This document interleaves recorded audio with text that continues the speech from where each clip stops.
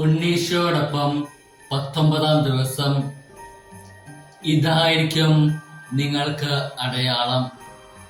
പിള്ളക്കച്ച കൊണ്ട് പൊതിഞ്ഞ് പുൽക്കൂട്ടിൽ കിടക്കുന്ന ഒരു ശിശുവിനെ നിങ്ങൾ കാണും.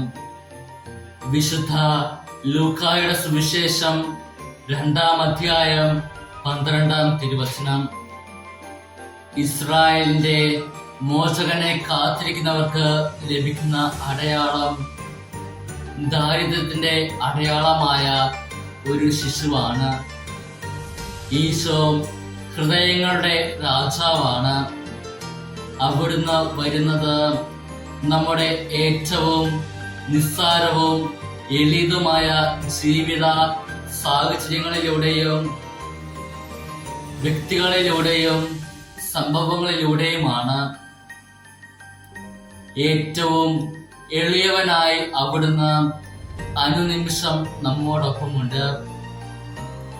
അവിടുത്തെ കാണാൻ, തിരിച്ചറിയാൻ, സ്വീകരിക്കാൻ ആ ആട്ടിടയന്മാരെ പോലെ നമുക്കും സാധിക്കട്ടെ.